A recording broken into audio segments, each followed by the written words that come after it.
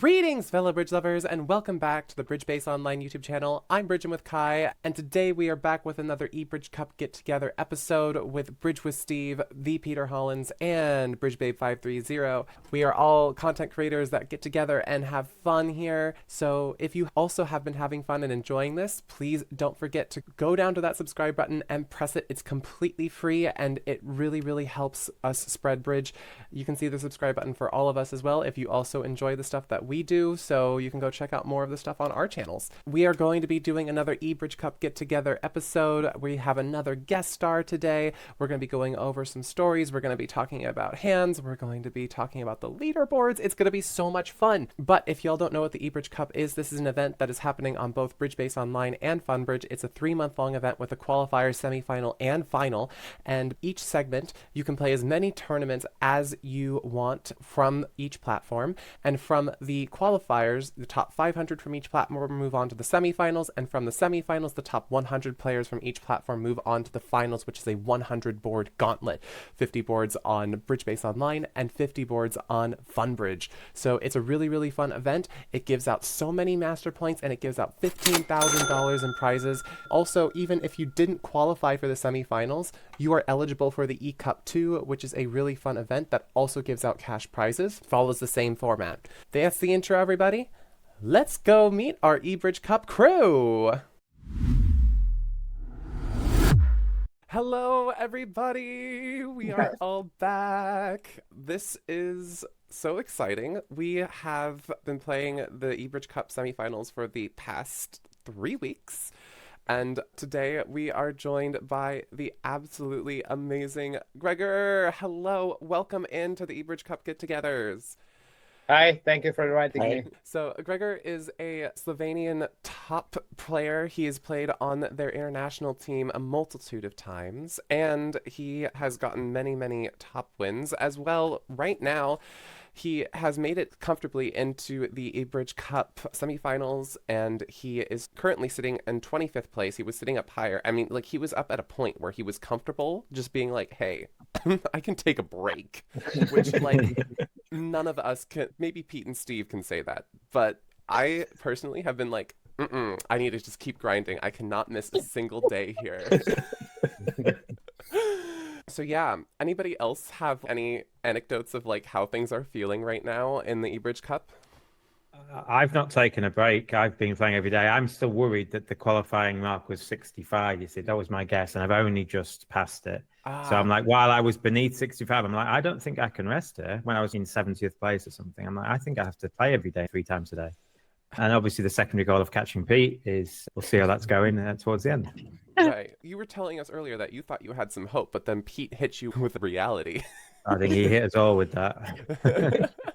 I had like a few days that went just like remarkably well, and just every set was like a scoring set and fantastic. Yeah. And took a little break because I actually went and played a bridge tournament. So what? No. Come on. What? He took a break? I took a break, but it was just because I wanted to. So yeah, it's like Morgan's like, I'm just this is stressful. I felt the same way. I used to have the routine for every morning. I had the first tournament just to wake me up, and then one in the first break pause at the work, and then one for the evening. So now, it's a smart way to do it. Spread it out so it's not all concentrated. Yeah. No, that's a really great idea. I should be doing it spread out, because like I noticed that like whenever I do it, I get into a slump. Like I literally will be like slouching in my chair, like, oh, this is going so I know, bad. it's like all of a sudden Kai's little face goes down and down and down, and then all of a sudden it's like you can only see like his eyes on like the stream, and it's just Kai's eyes. They're very expressive. But yeah, that's normally how it goes. But yeah, so I'll try out Gregor's strategy, and also to say I did try out caster strategy with the story that I have. So I'm learning a little something from everybody who's coming on get-togethers. But yeah, so we all have a story to tell, and we are so excited to share them with you. We are going to be starting out with our guest host, our guest star today. Gregor, would you like to share us your story? Okay, so I was very happy that this tournament was announced. I think it was already announced somewhere around the start of COVID break, but then something got messed up. So when it came, I said, okay, I'm going to play every single set that's possible. And now for me, these 12 boards are always the same. For the first 3-4 boards, I'm just playing like normal bridge. And then I see the percentage and then I adjust, either the variants go high, so no trump. I remember there was one YouTube episode when I think it was Steve Weinstein, I'm not sure, but he said that the bridge would be much easier if you just open one trump and then your partner raises you to 3. So this was my strategy, just open one trump as often as possible. But if the percentage was high, then you have to slow down. This was a lot of what I was doing. I would just like to mention that when I started playing bridge, I learned in the club from some teacher that was really good in motivating us, but perhaps a little lack of skill in bridge. And I learned to beat and a lot of playing with robots. So I'm really happy. I'm confident playing with robots, regardless of some people that say that that's not real bridge. I learned it that way, and it's fun this way for me. So first of all, a little bit of apology from my side. I tried to find some very interesting Grand Slam or Slam, but it's just a game board. I think it's interesting. So first of all, the bidding is nothing special. So my partner opened 1 spade. I think by the book I should bid 2 clubs. I'm not sure. I bid 2 diamonds, 2 spades. Now, but I was afraid of declaring 3-0 in the end, so I went to 4 spades, which I think looks pretty normal. First, I was blessed with, can you guess what the lead was if I told you that I was blessed with it? Ace of clubs. Well, I played this hand, so I know what I know what they So did. the North is the declarer. Okay. Yeah, Ace of heart. Ace of heart. Yeah, okay, yeah, of course I was blessed with Ace of Hearts lead. Woo. And my face, which was like, I was not smiling before the lead, but now, yeah, I was happy, Let's go. I got the heart continuation, and now it's decision time what to do.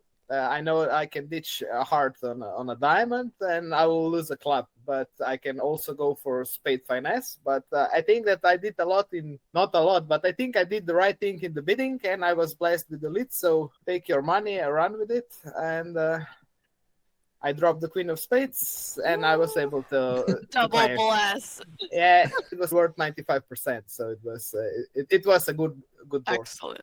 Yes, awesome. Yo, Very Gregor, nice. we got a shared top here. Yeah. Yeah, we did the same thing. Okay. I hope I'm glad that I was the first one with this board. So if I stole it to you, then it's your fault, not mine. Yeah, no, it's all my fault that you didn't just get a flat top. I liked one of the things that you said there, which was you were already blessed by the Ace of Hearts lead. Like you thought you'd done something in the bidding that got a different lead, so you were like 1 trick ahead of them. Yeah. So that's why, like, if you say played King of Spades and took the finesse and it lost, you now lose the chance to get rid of your other trick. So you're already ahead. So when you bank that, even if there was Queen third on side, you're still having like a fine board. And then anytime the Queen drops, you get like that good result. Yeah. And Right. I think that's just another argument for robot bridge is not real bridge. Even in life bridge, when you're blessed with lead, now you have the advantage, and you can like slow down a little bit and still take like 65% board. No, you don't have to get 100% every board. 65 every board, I think you'll still win most events you play in. My philosophy. Yeah.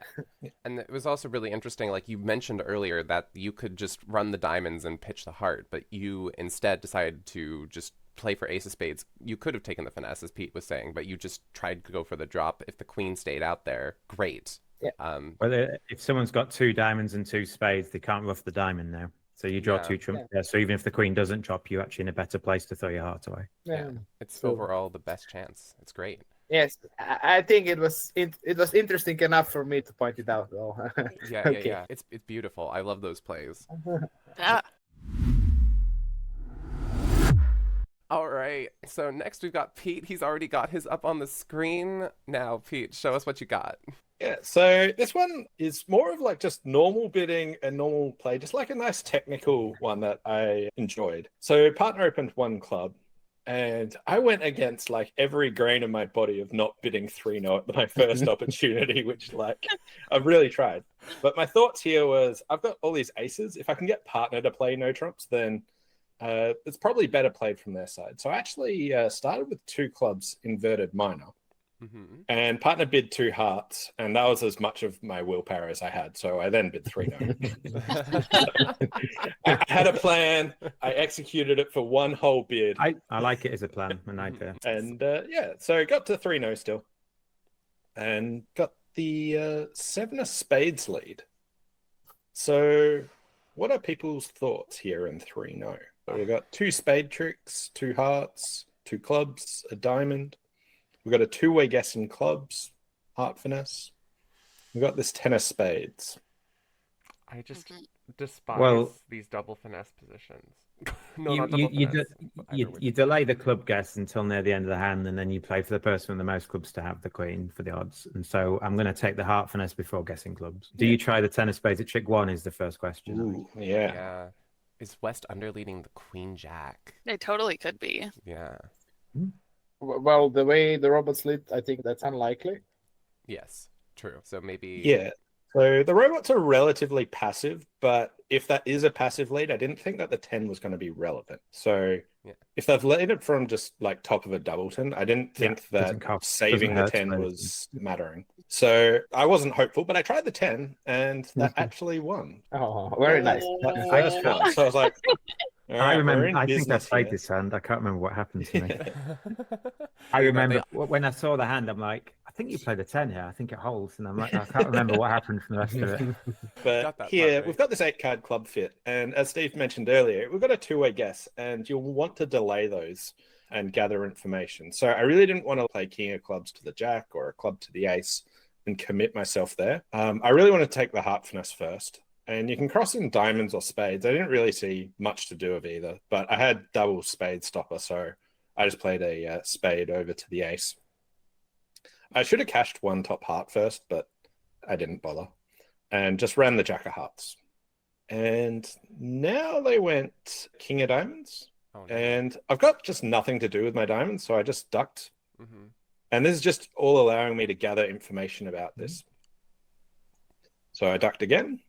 If someone has 5 diamonds or 5 spades, you're going to find out, you see. Mm-hmm. Yeah, so 3rd diamond. I don't find out who's got the jack, but diamonds look like I know they're 4-3. Mm-hmm. And then played another heart. And another heart. They're 4-3 as well. Ugh. And then at this stage, I just played my king of spades and ace straight out. So what I know from here is I know that West started with 5 spades. They started with 3 hearts. They started with 3 diamonds. They could still have that last diamond, but they can only have 2 clubs at most. And East has to have 3. And now I've just upped my odds. Rather than the finesse being 50-50 at the start, getting it up to 60% minimum. Because I know it's like 3-2 in odds. So I went king of clubs. And I was like totally ready to be punished when the queen was doubleton queen offside, and I've stripped every defense card that I've got. Right. But it worked, and got a healthy board. Let's go. So it's just one where like some nice technical play paid off and got like 75-80% for the board. Let's go. Yeah. Love that. Oh, I know that as a declarer myself, I would look at this board and I'd be like, the 10 doesn't matter, might as well throw it in. Oh, it wins, great. And now I'm like, I really don't want them to switch to diamonds. I'm just going to go for the club and set up the sure trick. And then I would just get one less trick because, of course, you get it wrong. Difference between pairs and match points, I guess. At teams, you just take you playing clubs at trick 2, wouldn't you? Yeah. Once the 10 holds, you've got 9 tricks. Right. So, yeah, but you wouldn't do the same thing if the 10 didn't hold, because now you have a risk of, well, maybe you Well, you still need 4 club tricks. Yeah, you still need just like, take as many tricks as possible. If you're assuming that, like, if the club finesse fails, you're getting a bad score. Yeah. So you've misguessed it. So you want to get every bit of information to get it right. that club finesse I right. like it. That's okay. That's the new way of thinking on it. Is like, if you get the club finesse wrong, you just need to, it's bad, so just hone in on how can I get more information about this club finesse. Interesting. Cool. All right. Now we have Kai. And last episode, we had Reasonable Kai. That couldn't last for long. Kai is back, baby. So, probably with one of his worst ones yet, and took some inspiration from Caster as well. So, get into what that was later. But here comes the hand, y'all. Are you ready? Okay, here we go. So, here we are.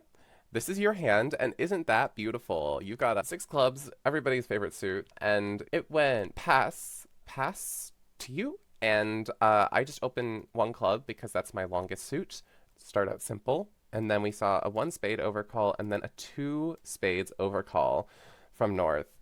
And you can imagine where this went for Kai.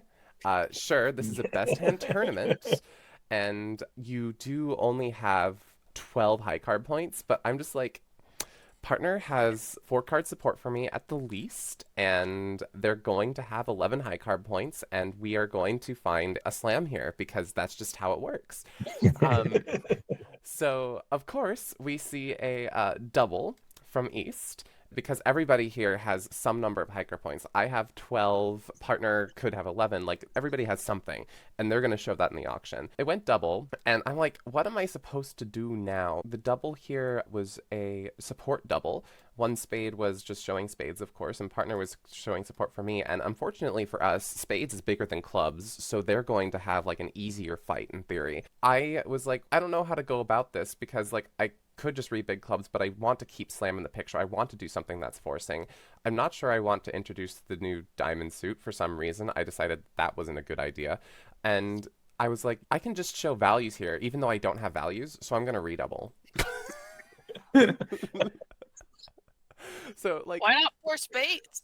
I could, yeah, why not 4 spades? It's a great option. Wait, is 4 spades a splinter? It sounds like one. Probably. Yeah. Uh-oh. Probably forcing. Like, And I had it'll get you to slam. so many different ways to describe my hand, and I decided to lie to show value. So, all right, Kai's delusional, and we're gonna continue this auction. It goes 3 diamonds from partner, and I'm like, We're in business. Yeah. oh my gosh, this is amazing. We actually are going to We're slam. going to slam. And then we see a 4 spades call from East, and I'm just like, what is this auction? They're fighting to 4 spades. I'm thinking about slam. And I was like, okay, so which one is going to be better here? I mean, we probably got a guaranteed 10 card fit in clubs. So I'm going to be like, I think we're going to slam in clubs, but I don't know how to continue this auction. I could bid 5 spades. I could finally attempt to show my void in spades. I thought that if I bid 4 no, if I tried to bid key card with a void, albeit, which is one of Kai's favorite moves, then it would be a key card for diamonds, which you don't want to hear. You would much rather want to know about the king of clubs if partner has it. I was like, key card's not an option. It shouldn't be an option in the first place, but it was not an option. And I could have bid 5 spades. I could have bid anything. But you know what? I was just like, let's just do it. I just bid YOLO 6 clubs out of nowhere. Like, no science here. First, like, you start off by, like, saying, yeah, I'll show my longest suit. And then you redouble, showing extra values when you don't have extra values. And then when partner, like, shows you some semblance of excitement, then you bid 6 clubs. Just out there doing it. And then we get a double from West. And I was like, did I misread 2 spades or something? Because, like, I'm confident that we're going to make this. And then it goes pass, and this was what I took out of Caster's book. I'm like, you know, if 6 clubs goes down, it's a horrible bid board, but if it makes, might as well, let's redouble. Sure. And also, Steve did say that they do weird things when you redouble, so I'm like, they're gonna give me You've done it good twice here. Yeah, I redoubled twice. Yeah. So, like, I've really messed him up. And it went pass. They did not run to 6 spades. So... The way you were saying that. They were going to end up in 7 clubs. Like, I definitely thought that's where we were heading. It was going to be a grand slam. I'm just keeping y'all guessing here. Partner was going to run to 7 clubs. Yeah, that's a good idea. Or, like, they're going to bid and then I'm going to bid 7 clubs. Like, no, you doubled me in 6. That's definitely what I thought was happening. So, I mean, like, Morgan, like, really, I mean, I know that we have 23 high card points between me and partner. Do you really think I'm going to go to 7? Like, You're Kai! You never know with me. This is how the auction went, and we got the King of Spades lead, and there's the hand, and I'm like, this is fire. This is great. This is fire. This is fire. And now the only question was like, I'm not going to let them win this. I'm like, I've got a heart loser. I can use the diamond to pitch away a heart loser as well. So I'm always going to be fine there. The only thing left is the club suit. And sure, West doubled, but they could be doubling on anything. They don't need to have the clubs like that. So I was like, well, maybe they have a diamond void, and the trick here is just not to play a diamond up, to try to play clubs across and clubs across. Now, like, the ideal thing would be have a discovery play where you play from the north first to see if east shows out, and then to finesse it, because ideally, if you think that anyone's going to be 3-0, it would be West. Of course, you could still play the ace of clubs, but I'm also like, maybe West is doubling on a void here. Like, they're just being really, really tricky. So I got just so bad into this headspace that I forgot. I didn't necessarily forget that still, overall, it is most likely that West is the one that has queen third. So I think y'all know what's happened at this point with all of the things that I've said. I just went for like the play across strategy where like you play across to honors, not necessarily the one where like they could have covered with the queen. They're never going to cover with the queen. I played the 6. And you know what's happening. It's going to go king, and then they show out with the 5 of hearts. Oh no. Crazy Kai gets to this amazing 6 clubs redoubled, and then he futzes it all up because there's absolutely no way. Like, at this point, I just like flat out claimed, I'm like, I can't do it. I can't do it anymore. I'm like, this was gonna be a top, we're gonna be amazing, but of course I just flub it up in the play here when I know that West probably is the one with the clubs. And yeah, no, I'm about to have a mental breakdown because it's 5 in the morning and I'm recounting this story. That hurts. But objectively, y'all, the ace of clubs is just it, right? Like, why would West be doubling? It's a good save against 4 spades. It is a good save against 4 spades. I did not think about it that way. No, yeah, I should have been thinking about it that way. But also, like, 6 clubs doubled is better, right? Than redoubled. Like, redoubled is kind of tough, yeah. There are some pluses. People in 4 spades lose, but I don't think anyone's going to be in 4 spades. I think they're at least going to be bidding 5 clubs. It's just a question, do you get to 6 clubs redoubled like Kai does? If you did, comments in the section down below, say you did what Kai did, right? Like, this is, except like you did better in the play. But I hope you did at least. So yeah, 6 clubs redoubled, everybody. I'm sorry. Kai, bad Kai came back. I think there was some good stuff in there. Like, when partner bid diamonds, your hand went like so good. Like, I wanted to bid 6 diamonds. Yeah, I was thinking 6 diamonds as well. If partner hasn't got the queen of hearts, you might get partner's hearts in your clubs. Oh, true. So you wanted to right side the contract. Yeah. Well, no, we've wrong sided it already, but they're going to lead a spade, aren't they? Yeah. So. Yeah, but maybe we play the contract that goes down on a rough. Right, Yeah. that's what I was thinking. That's the one problem with playing in 6 diamonds is now they're going to get a rough on the opening lead. No, because also- it's played by North. Ah. Here's the whole hand. Do you all know some opponents that would, when you enter this score into the bridge mate, ask what was the percentage? Yeah. It always happens. It always happens to me. They get like 1,100 for me going down double 4 something. What was the percentage here? Who cares? What do you think, man? What are you talking about? But yeah, this was the whole hand. The diamonds don't split. You could still pick it up, and there's an easier way to play it. But yeah, I mean, the whole point is that they thought that they could double me because they could play spade over to their partner. They would get diamond rough, and they would just automatically have it down 1. Little lucky for them, I did not splinter. They thought I couldn't have a void, so we got him. Got him. We got It's a him. weird way to get them. That's the whole hand. And I mean, the splits were hilarious. We got 2 voids in this one. That's fun. But yeah, that's crazy, Kai. So now we need to calm down a little bit and be a little bit more reasonable. Morgan is here to provide that relief. So... Actually, yes. It's actually not unreasonable today. Okay, good. And I have had my fair share of unreasonable actions, but All right, so I just put the auction up here. So 1 diamond pass, 1 no trump to me. I had I mean, whatever. I have 17 high card points. I had 5 hearts. I figured it was reasonable. So I overcalled 2 hearts and it went pass, pass, pass. Mhm. And with this hand, I got the King of Hearts lead, which I was like, Ooh. oh, Oh my. thank you. I was like, stiff king offside. Robots you shouldn't have. And so that was a good start. And then looking at this hand, I was like, okay, this hand is very matchy-matchy.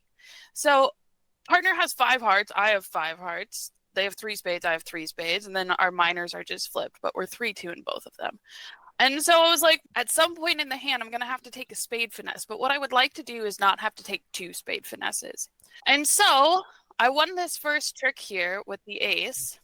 And I could draw a trump right now, but I just decided, you know what, I'll throw caution to the wind. And I was going to start working on stripping out my other suits. So I wanted to be able to use my hearts later on. I don't need all of them, so it doesn't really matter that much. But they won this one here. And then they returned a 4 of clubs. And I was like, thank you. You got the vibe. This is great. Thanks, guys. And so then I played the jack, and then they won the ace. And I was like, wow, you guys are just too sweet today. So I got my little club here. And now you can see where this is heading. We've gotten it down to just these last 8 cards here. Mm-hmm. And I need to get rid of my jack of clubs, and I need to get rid of my 3 of diamonds and draw the last trump. And so all of my hearts are the jack, 10, 9, and queen are all high. So I rough my diamond. It doesn't super matter the order that you do this in. But we were going to draw the last trump as well. But because all those are not super... You have plenty of, like, ability here to rough high. There's Yeah. no fear. And now what happens is when I play this last spade, now I'm going to take the finesse. And now this puts my opponents under pressure, and it doesn't matter what they return. I've end played them on this hand, and if they return a spade, I get a free finesse. If they return a diamond or a club, I get to rough and slough, and I avoid losing all the remaining tricks here. And so here what ended up happening was Wow, West had both. So they had both, Wow. and so It this was mattered. good. This one really mattered. And so here they had both the king and the queen of spades. And so even if I tried taking that finesse early on, it wouldn't have helped. And so with these finesses like this, when you have these matchy hands, you usually want to try to strip out those other suits, and then you take the first finesse. And it doesn't matter what happens. You were always destined to lose one of them. But now at the end, I've gotten it to a point where I can't lose. I'm winning all the rest of the tricks just because West is the one who won it.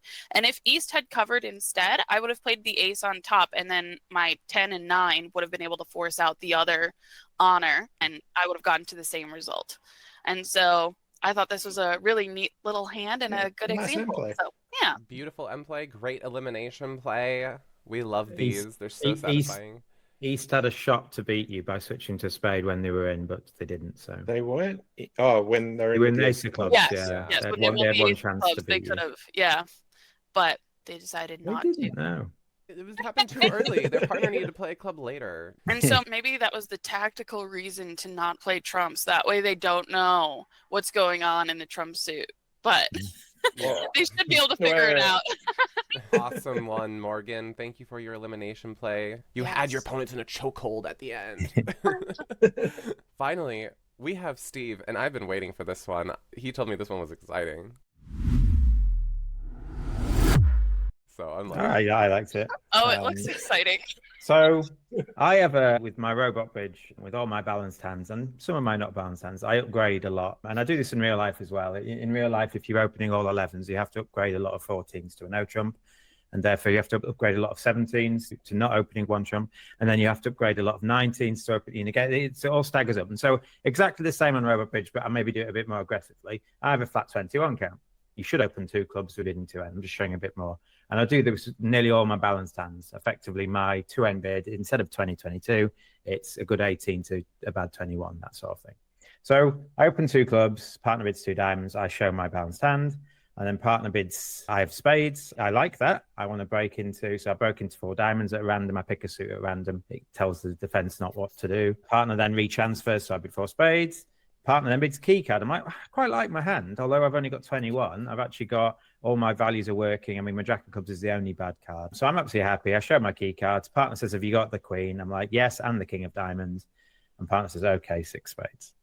So we're in 6 spades, and partner doesn't have much, but I mean, I have overbid massively quite a lot. 3 times here, I've kind of lied about what I've got. What prospects do we have for this? Do we like our spot?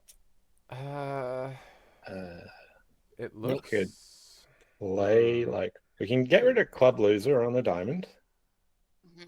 Probably not going to lose a trump. You can guarantee if they're 4-0 that you can pick them up. Where do the hearts go? You could hope West has king, queen of hearts and lead a low heart in the end. Or Yeah, you could play for on a doubleton and go ace of hearts heart. And then they'd have to give you what Morgan did, a roughness left. Yeah, so something like that. So we're just going to get to the point, but it's one of those 2 options. You have to find an end play. There's no way to get rid of.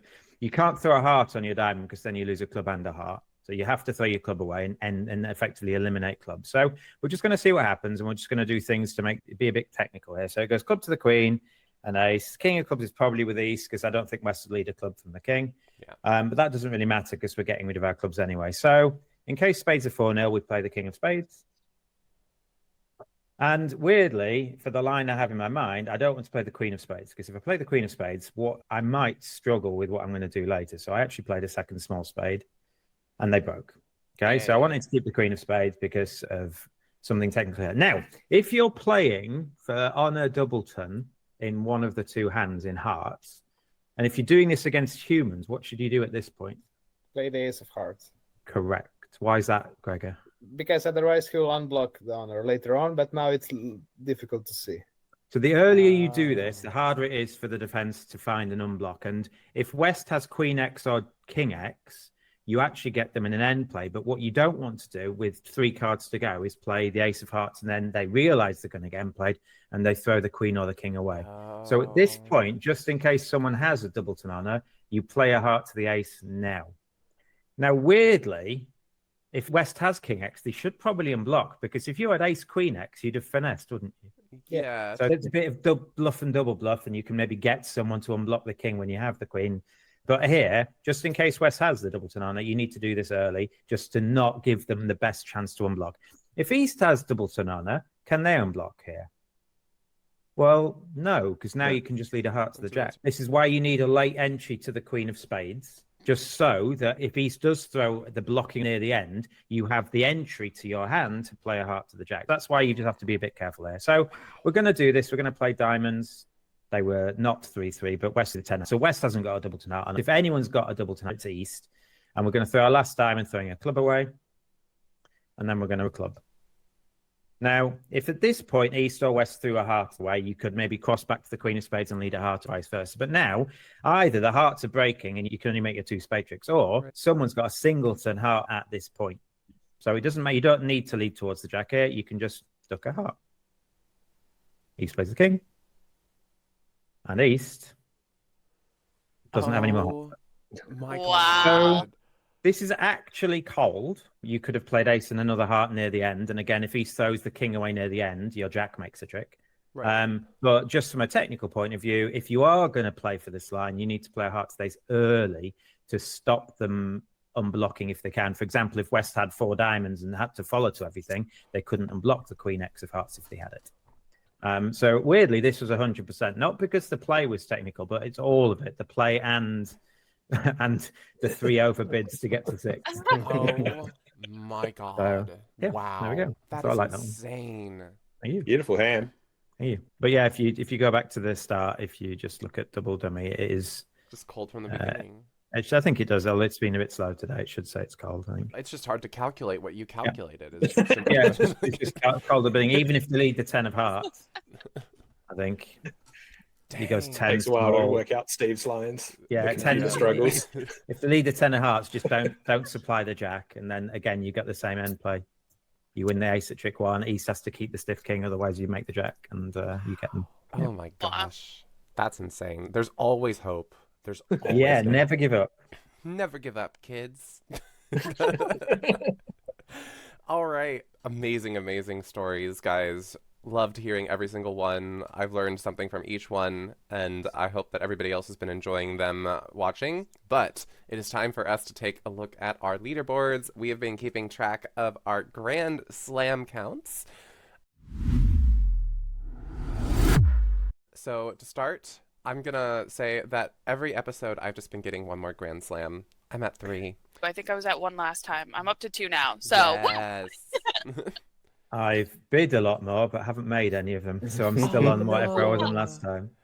I've had some really nice plays. I'm like, oh, there's a squeeze here, a dummy reversal here, and they don't work. They're just like, Slams that have played, and I just can't make any of them. So yeah, I've also been in many more Grand Slams for the last week, and none of them have worked. So I'm just like, dude, really? Like, come on, throw me a bone here, please. Well, I took a break, so hadn't played much, but played 1 today and snuck in 1 extra, so I'm up to Come 6. on. oh dear. All right, Wow. Gregor, can you blow us out of the water in Grand Slam territory? No, I made 4 in October. I played today and yesterday, tried to snuck 3 more in, but 0 success. That's what this one tournament was about today. Like, can we Yeah. get any Grand Slams up on them? Hey, I mean, totally fair, man. You're in second place still. He was trying to beat Pete, which Steve is also trying to do, but no one can Oh. beat Pete.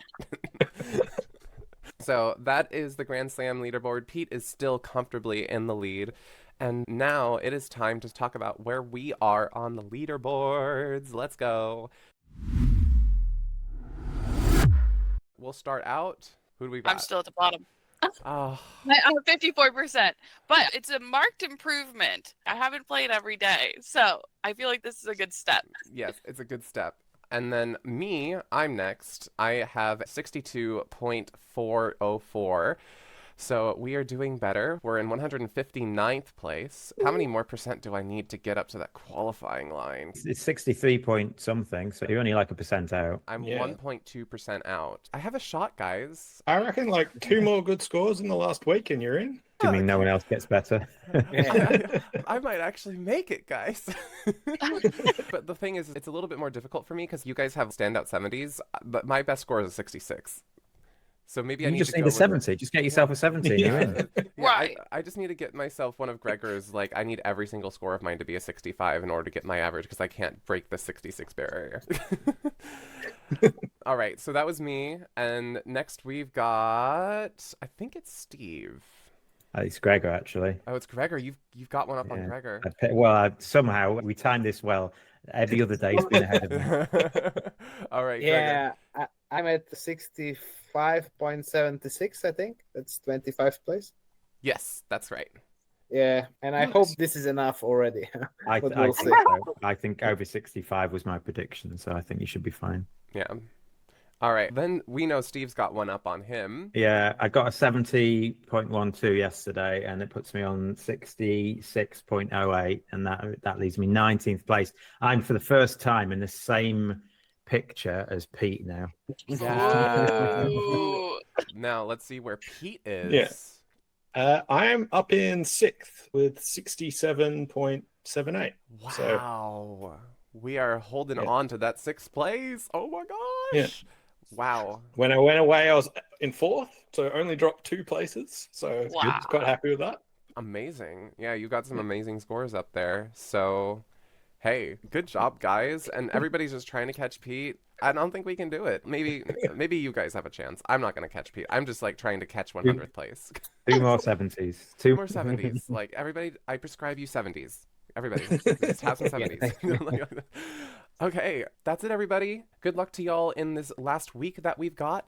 And best of luck to all of you who are vying for qualifying into these finals. It's going to be a gauntlet, y'all. Oh, and also to mention, if you have any other stories, we have created a form so that you can post them in there. So if you go into the comment section or the description, there is a form where you can fill out your own stories. And if you create like a video submission or a written submission, we can read it out for you, or we can play your video. We are excited to invite you on as guests as well. So let us know some of your stories. We are excited to see them. If you did enjoy this video, please don't forget to like it and subscribe to all of our channels. We have the collaborations feature down there, so you can actually see every single one of us and subscribe to each of us. Gregor also was doing videos at one point, I noticed. It was just for beginners, just in Slovene, just some short introduction to Bridge. It was not.